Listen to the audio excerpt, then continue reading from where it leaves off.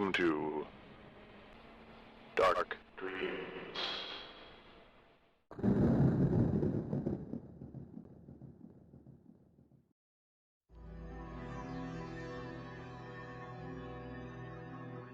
moon is full and it is dripping with blood. Now comes Blood Moon Rising magazine. Original fiction, Creature features, nightmarish artwork. interviews, and other original horror. Visit bloodmoonrisingmagazine.com and join our rising legion.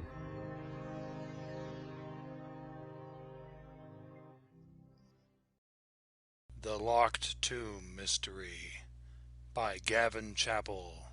As the two policemen leapt out of the squad car into the snow-shrouded courtyard and the sirens cut off, Sergeant McCarthy heard the screaming. A man appeared in the open door of the manor house. "It's my daughter," he said. "There's someone in her room. The door's locked and I can't get in."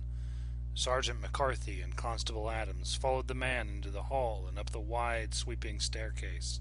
The man, the local squire, Mr. Manton, who had made the call moments before, led them to the bedroom from which the screams had come. The door was locked. McCarthy and Adams exchanged glances. Then McCarthy shoulder-barged it from its hinges. The windows stood open, net curtains thrashing in the night breeze. A figure sat up in the bed, a girl clad in a diaphanous white nightgown. "What happened, Katie?" the man roared. Katie turned in her bed, her eyes wide. "It was him," she shrieked hysterically. "It was Uncle Alistair. He touched me again."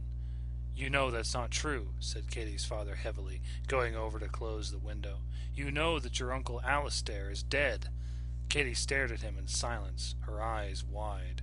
Her father added, "You're dreaming. Take some sleeping pills and we'll hear no more of this. I called the police.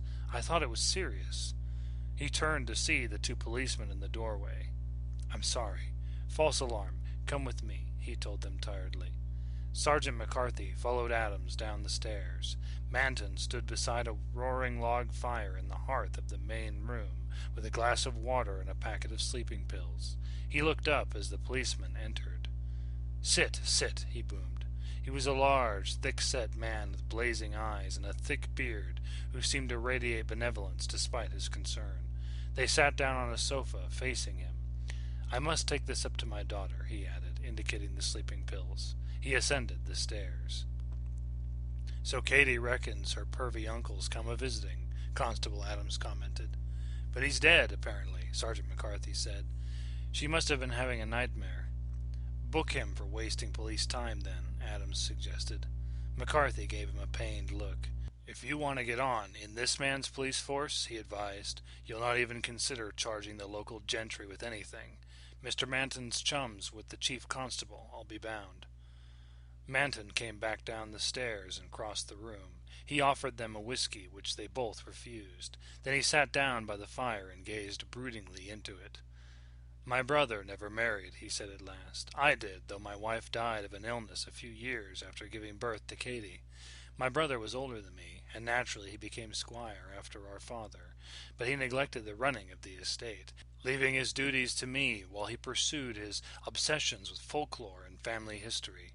He began to haunt the cemetery in the village where the family vault has stood for centuries, scoured the family archives for information on our ancestor who lived here in the 17th century, about whom there are so many foolish legends. One evening my brother didn't return home. When I went looking for him, he was nowhere to be seen. I found him lying on the doorstep in the morning, pale-faced and weak.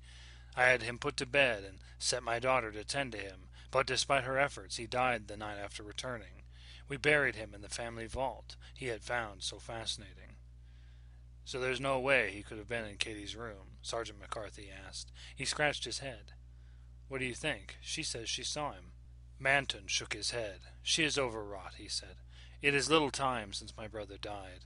It affected her greatly. She told me that he had made advances on her." He shrugged. "A girl her age, living in such a remote village, she was prone to fancies. I wouldn't put any credence on her words." "We'll need to take a statement," McCarthy said. Manton sighed. "Don't speak to my daughter about this," he said. "I simply wished you to realize that she has been under considerable strain lately. Please don't judge her too harshly." Now I'm returning to my bed, and I must ask you to return to your beat."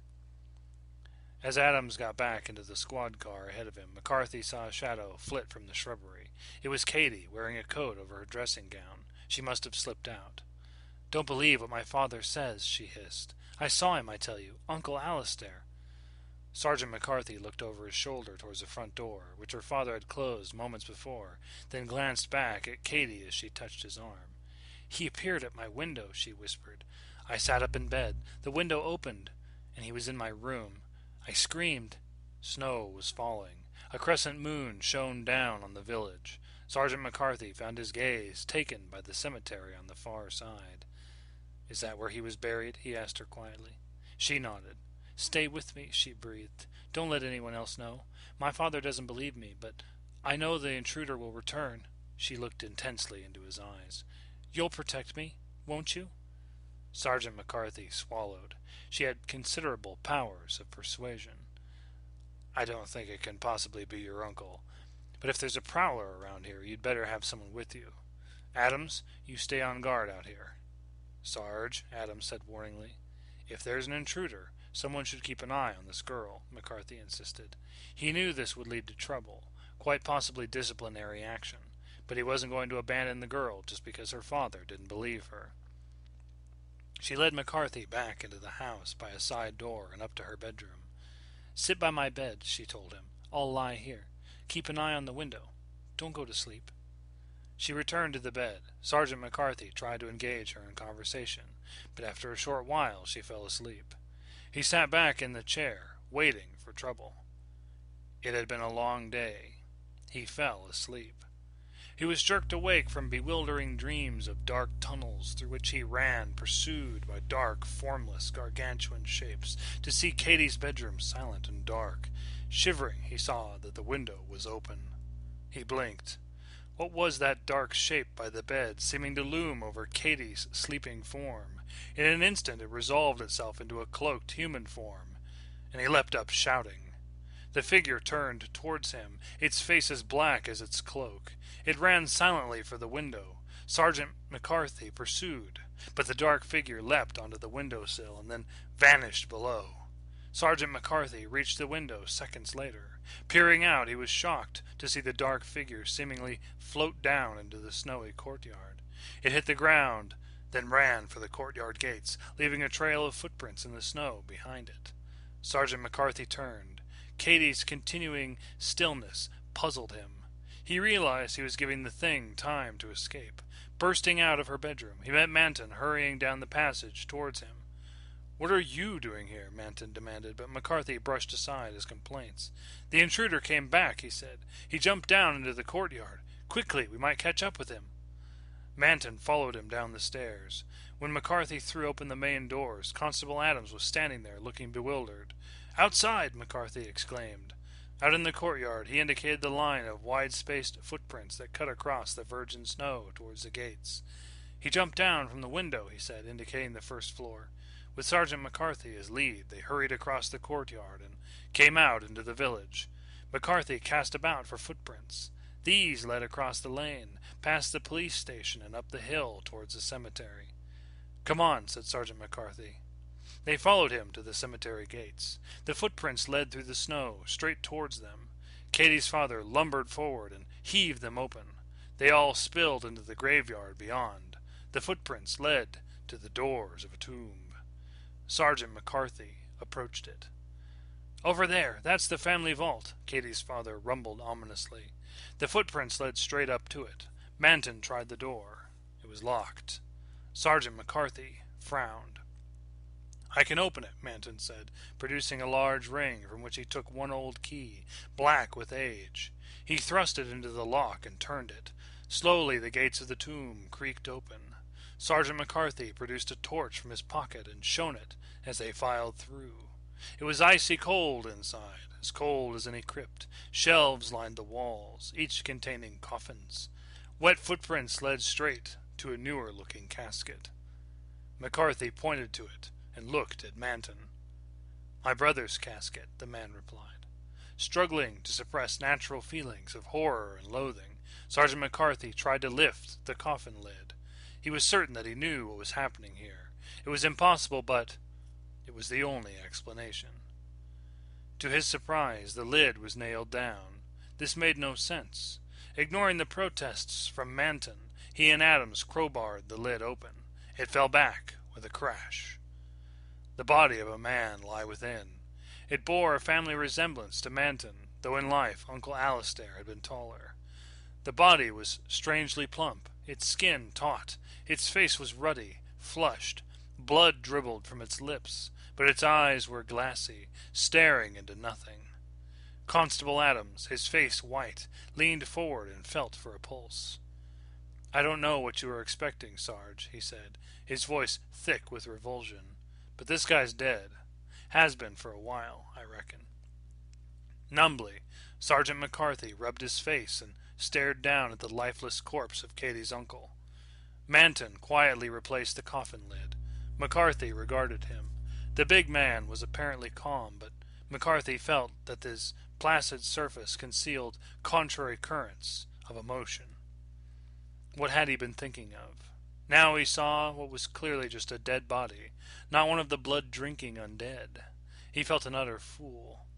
More than that, he was mortally ashamed. Ashamed to have dragged them all here to desecrate a tomb, and all for nothing. Stupid.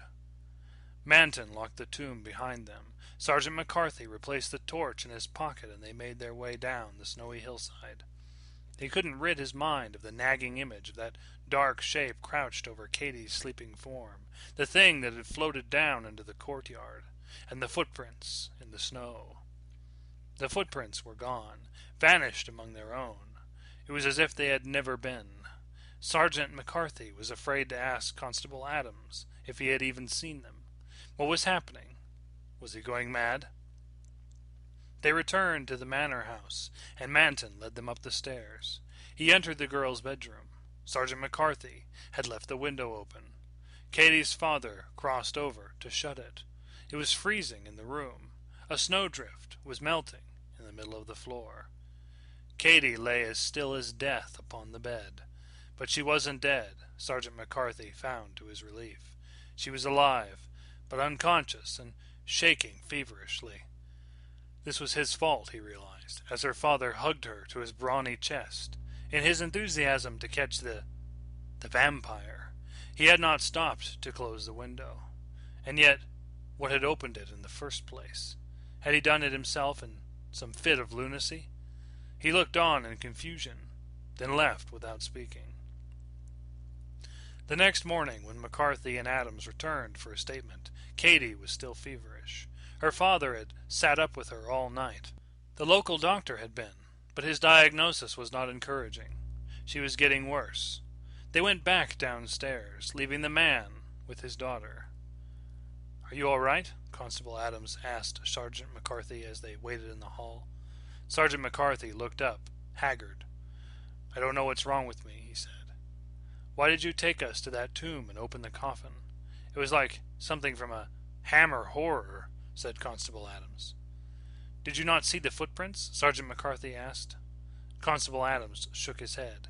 "You just led us at a run through the village and into the cemetery," he replied. "I didn't see any footprints." Sergeant McCarthy felt the blood drain from his face. He shook his head.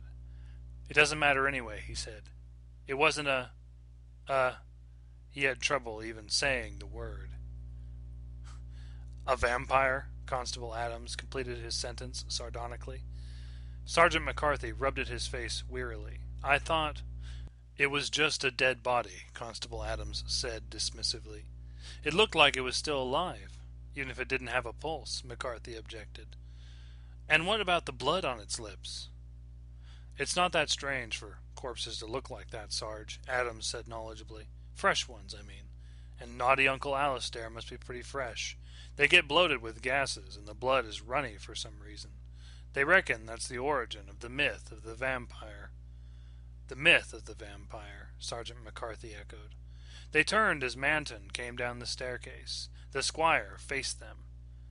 "Katie is not long for this world," he said. He brushed a hand across his brow. "I can't keep my eyes open. It's weak of me, but I need sleep." "Of course you do," Sergeant McCarthy said, rushing forward. "You rest. You must be exhausted. We'll look after Katie."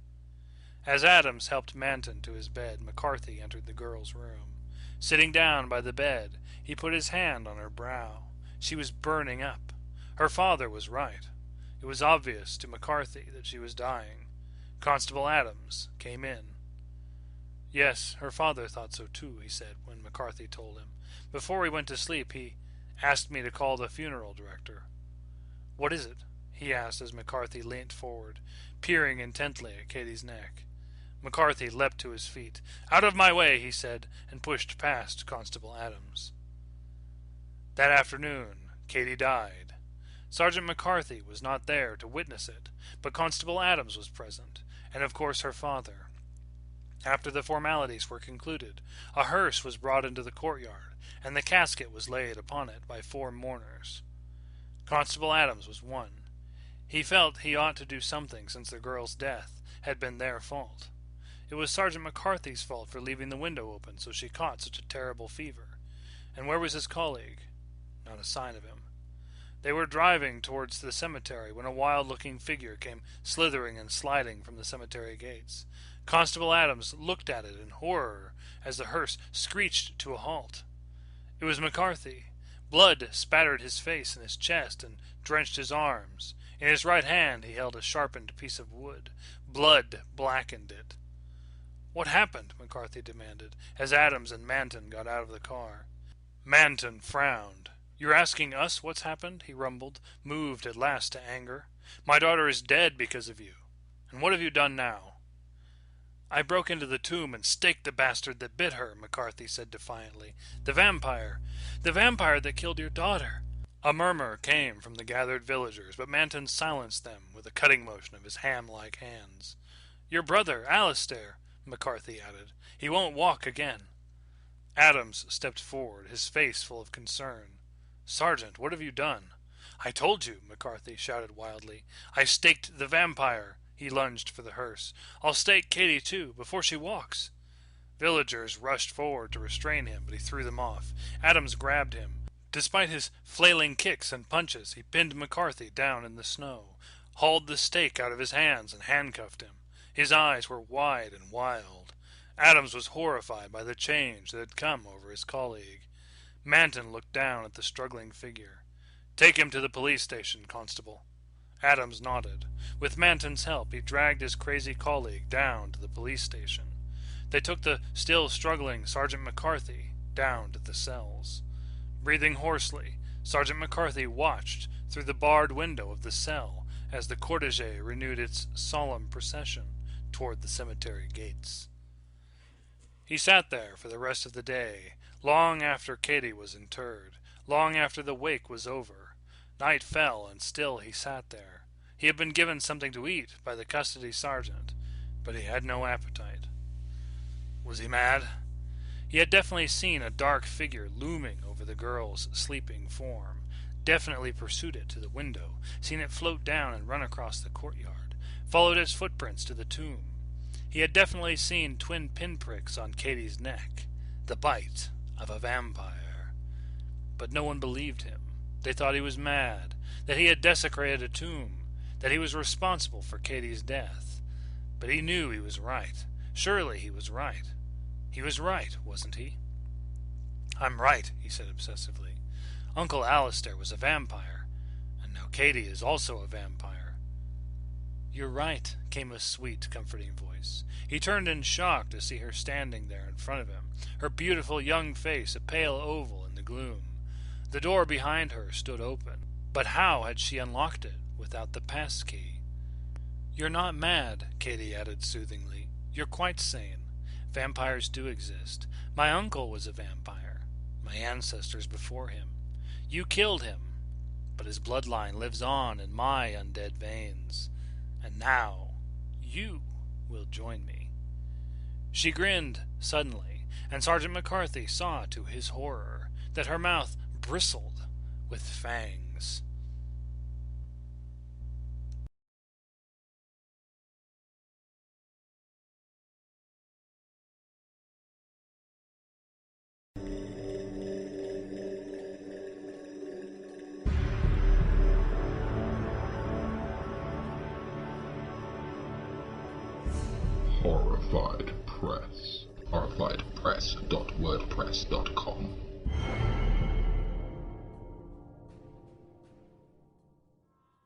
Back for more, I see. Nice. Nathan Jonathan David Lee ROWARK here, Editor-in-Chief of Horrified Press. We're going to talk about the future today, where we're heading and whether we should be worried. I'm also going to read you another exclusive excerpt from HILLTOP Manor, Gale's story, and keep you informed of our future releases and open calls, both which are many. Also, big shout out to Mark Slade for allowing me to have a podcast show, our authors for continually contributing such diverse, well written and damn interesting and frightening works, and our guest editors Gavin Chappell from the awesome SCHLOCK webzine, Susie and Bruce Lockhart, Team Lockhart, and Joanne Russell, Editor-in-Chief of Scarlet River Press, whom are taking submissions for our open calls, Nightmare Stalkers and Dreamwalkers, Dark in the Limelight, and Dark Fairy Tales Revisited. You can find details for these and other open horror anthology calls on the Horrified Press site. Without further ado, let's get started. Here we go then. Hold on tight. There's a storm brewing on this here podcast.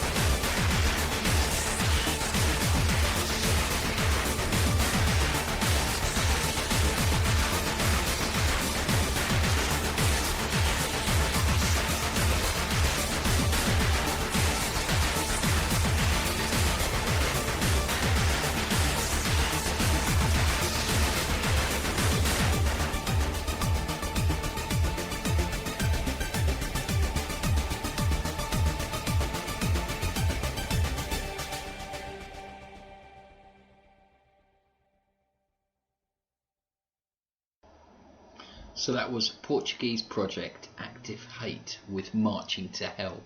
The album is called Washed in Blood. So, in the social media I've run across many disturbing posts these last few weeks. Acclaimed writer-director Oliver Stone has recently called the US president a snake in a meeting in China. There are rumours of additional weapon acquisitions for homeland security in the States, and here, in the UK, the government are looking to make it unlawful for protesters to gather and for any sort of protests, peaceful or non-peaceful, to take place. One of my favourite writers, and I think possibly one of my all-time favourite human beings that has ever walked the face of this earth, would be George Orwell, author of many works including the chilling and ever more relevant novel 1984. I say this because he stood up for human rights against the corporate machine in an age where the cogs of said malevolence had really only just begun to secretly turn and organise on a much larger scale against the public. So this week's social horror segment is less of my personal opinions and more of a question to you, those brave enough to listen. Paranoia on both sides accepted, on the part of the government and those who organise against so-called secret agendas and a new world order. Are Orwell's prophecies coming true, or need we have anything to fear? I watched a video on YouTube recently regarding a top US analyst's prediction of a total global stock market collapse. The forecaster's track record is tried and true.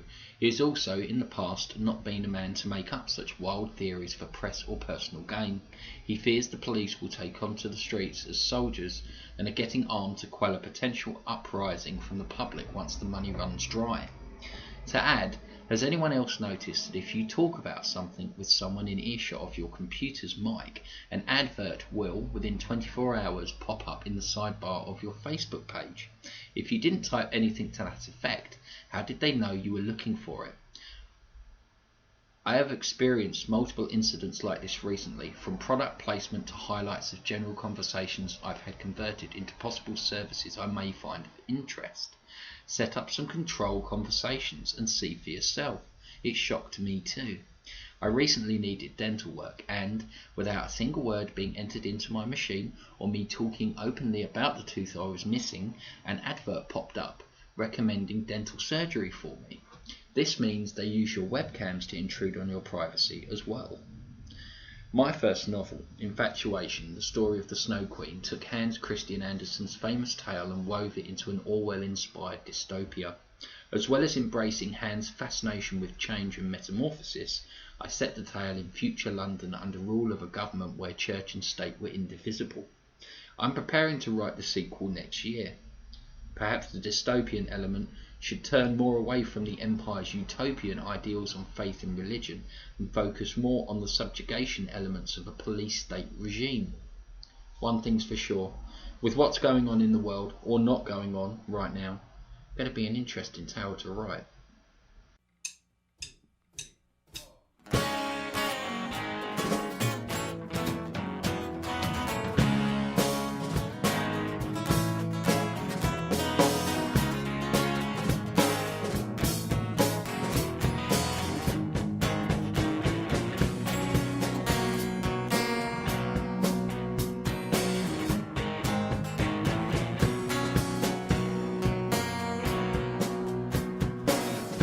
All by myself, at least I wanna be. How could something so good just have to be so fragile?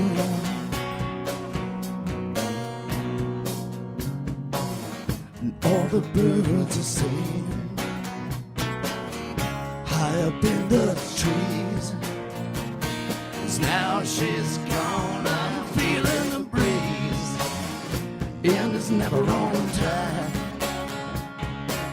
and death gonna come in some breezes to give me back my fantasy.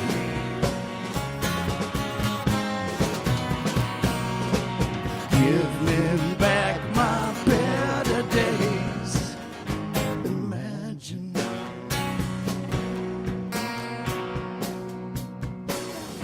we're fragile.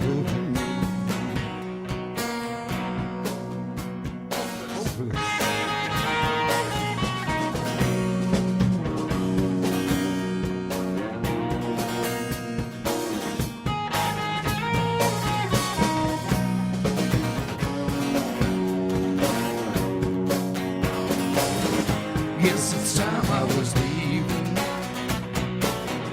Honey, think of me.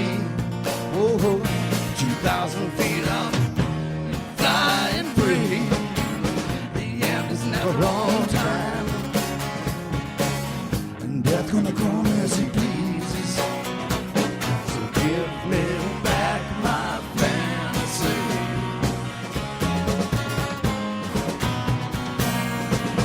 Give me back my better days. Imagine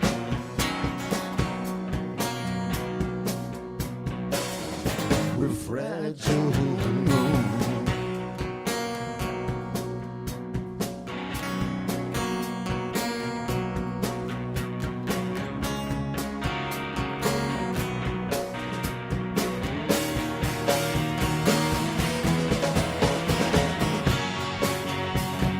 Whenever you think of me,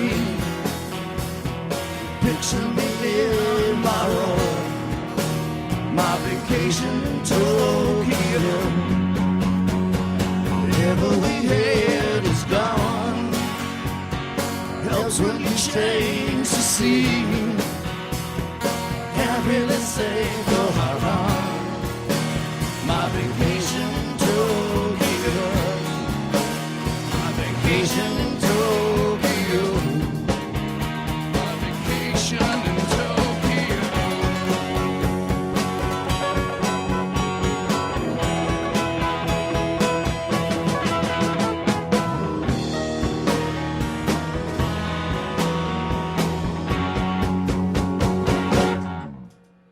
I put that boost down at the end. Okay. Ready? Next song. So that was Vacation in Tokyo, special acoustic live set at WFMU on Evan Funk Davis show, July 27th, 2011, to Urge Overkill. So here we are back at Hilltop Manor. Hilltop Manor is a book released by Horrified Press, and it's available on lulu.com, as are Tales of the Undead Suffer Eternal and Tales of the Undead Hellwhore Volumes 1 and 2, which are horror anthology books containing the works of over 20 authors in each book from around the world. So I've got my paper book in front of me, here we go. And I've stopped on a page. So I'm just going to read you this page. I'm sorry, Alice apologised, taking Gail's hands and rubbing them over her chest. Have you done this with anyone else? Gail asked, confused by how comfortable her old school friend was with their newly discovered arrangement. Of course not, she said, but I've been dreaming about you touching me this way for a long time now. Bang, there it went, the picket white fence and husband, away with his tidy haircut and office briefcase. Goodbye to the dog and quiet suburbia. She imagined a small cottage with Alice now, away from everything. Even the birds would tiptoe the nearby branches, their morning song, the couple's own natural alarm clock. Gail followed Alice's lead. She cupped her right breast and squeezed. It was perky, still supple. Her nipples had gone hard. They were pointing straight at her. She bent down low and ran her tongue along them, one to the other. Alice shivered, overcome with excitement. That's nice, she said, a wicked grin spreading across her lips. From over Alice's shoulder, her sexy freckled shoulder, peered Laszlo Collins. Dark thoughts for such a supposedly innocent woman, he said. Should you really be doing this with your friend? He leaned over and whispered something in Alice's ear. She flinched, hearing him moan to her. It was a heavy sound, like the last sigh of a dying man. What was that? She asked, turning her head. I didn't hear anything, Gail replied, her playmate pushing against her groin. Alice quickly dismissed the voice in impatient favour of their corruptions. Gail's eyes remained fixed on the animated corpse behind her. Can you hear me? She asked him in her thoughts. Hear the voice of my executioner, you mean? There's never a moment I don't hear it, ever since that night in my office. I seem to be stuck here, rattling round with the gremlins from your empty head. Why do you say that it's empty? Can't you hear them? Laszlo appeared to check, his eyeballs falling into his sunken skull. A few minutes later they re-emerged, confused. Hear who? You have serious problems, don't you, Gail? Many, it seems. He watched Alice remove her jeans. You just need to get help. I got help once, Laszlo. Guess what? It didn't help. I'm dead because of you. You're the reason you can't get rid of them, or me. It's why you're alone. Alice is with me, she thought to herself, as her perfectly kept fingernails scraped along the back of her neck. She wanted Alice to be rough, to dig them in hard, rip out her throat and devour her. Sampling the carnal acts of her lurid thoughts, Laszlo started to laugh. What's so funny? She asked him, as Alice's unordered strokes caused more shivers of anticipation to run down her spine. It's just that... Oh, never mind.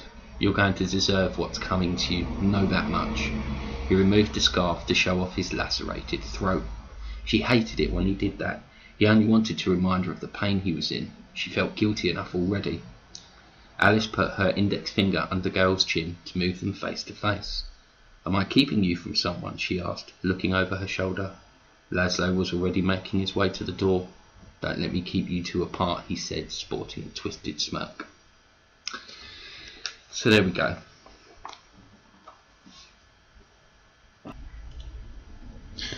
So just a reminder, our novel that we're releasing for Jason Gerlert, Contagion, will be released on August 26th, which is very, very soon. It should be, when you hear this, in about 9 days.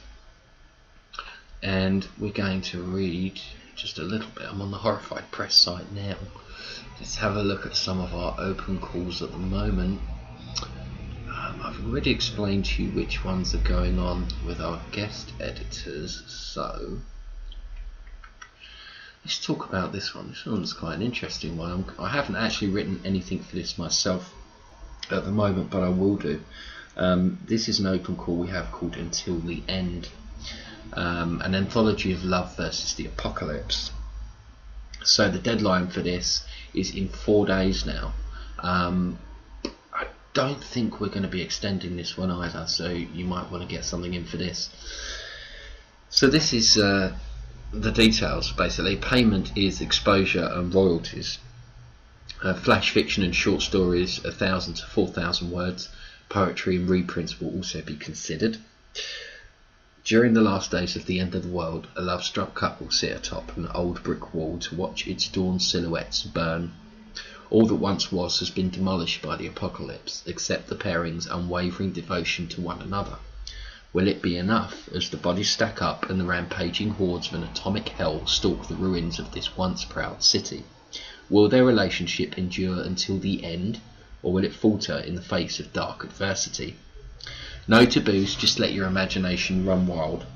Dark fairy tales, bizarro, horror, surrealism, dark science fiction and steampunk are all cool here. Submission guidelines. Deadline for submissions August 20th. Word count 1,000 to 4,000 words. Please submit your manuscript as a doc or docx file. All other formats will automatically be rejected. You can do an RTF. I don't know an RTF. Font and formatting. Please submit in Times Roman, font size 12. Yeah, single line spacing. This is basic. I'm saying 1 inch margin. Please check grammar, obviously. It will be edited. It will be well edited. You'll get a pre-edit and a final edit before we actually go to print. So very well edited, hopefully you'll find. Only stories previously unpublished may be submitted to this one. But as I say, we are actually now accepting reprints for this as well. So if you've got something you think will fit, please send it along. Upon acceptance into the anthology, you agree that Horrified Press holds exclusive publishing rights for 6 months. So basically what we're saying here in regards to reprints is that you'll allow us to reprint it for 6 months from the date of publication onwards, obviously, but not to sort of send it anywhere until that 6 months has expired. Now that's not in the contract, it's an ask, and the reason being it can take up to 6 months to really promote a book. All intellectual property rights revert to the author, with the proviso that Horrified Press retains distribution rights in the format of the contracted anthology, which basically means that you keep the rights to your own story, and we just keep it in print in the anthology. The title will be available as an ebook and as a trade quality paperback.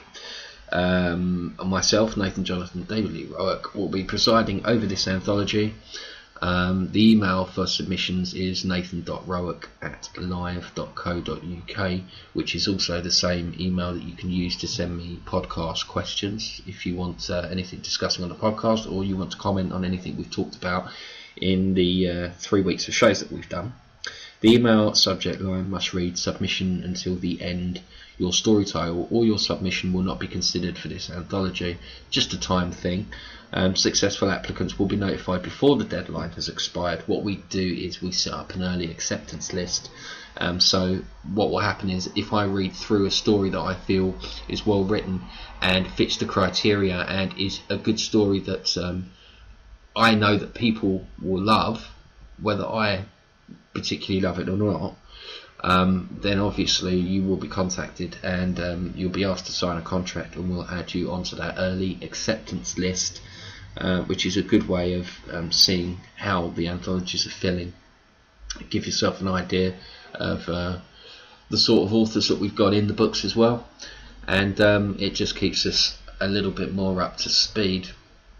So that's one of our open calls. I'm going to read one of our open calls actually out for you on this show every week, so you can get an idea of the sort of things that we're doing. And don't forget to pick up some copies of Tales of the Undead, Suffer Eternal and Hell Whore to support the authors who have already contributed, because I know they'd greatly appreciate it, and I know that you'd really enjoy them, really enjoy these books, because they are just really good, really strong collections.